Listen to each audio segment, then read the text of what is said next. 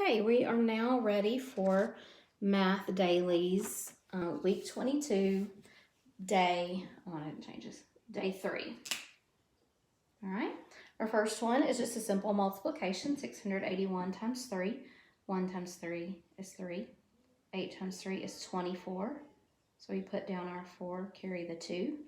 6 times 3 is 18, plus 2 is 20. 2043 is our product.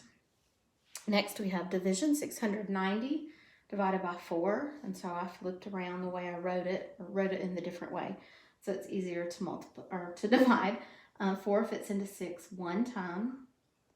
1 times 4 is 4. Subtract 6 minus 4 is 2. Bring down the 9. 4 will fit into 29 7 times. 7 times 4 is 28. Subtract and get 1. Bring down the 0. 4 will fit into 10 2 times. 2 times 4 is 8. Subtract. We have 2. This is less than our numerator.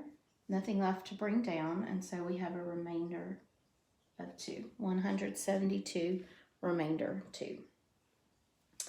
Next we have some fractions. We have 4 tenths plus 5 100ths equals 45 100ths. If you notice, the denominators are different. So essentially what they did, as we did in the previous example on day 2, or the box 2, no, day 2, we just add a 0 to both, because 4 tenths is the same as 40 100ths. Then we add our top 2 numbers, our numerators, and keep the denominator the same. And that would give us 45 100ths. So we'll do the same thing here, because this is 10 and this is 100. To get from 10 to 100, we add a 0. We're basically multiplying by 10.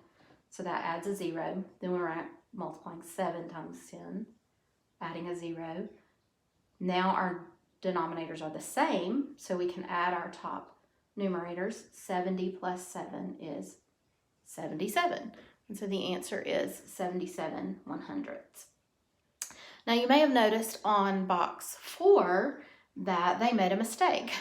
They ask you to decompose 3/5 in 2 ways, but then they gave you thirds for your choices in the answers. So I did it both ways. The typo could either be decompose 3/3, and so we'll do it that way. Or if you did 3/5 and just changed your denominators, that's fine too. So I'm going to do it both ways, just to cover that, because they apparently made a mistake, which, hey, we all do, right? Okay, so one way to get 3/3 is to add 3 fractions. Well, 1 plus blank is 3.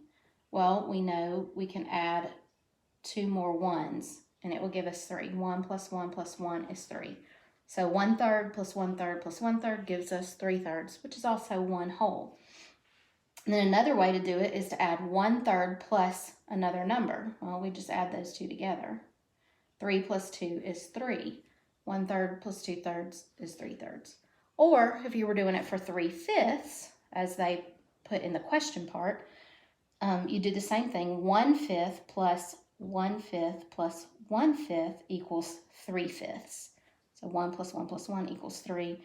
Denominator stays the same. Then in part B, 1/5 plus 2/5 equals 3/5. 1 plus 2 equals 3. And our denominators stay the same. So either way you did that, your answers in the blank should be the same.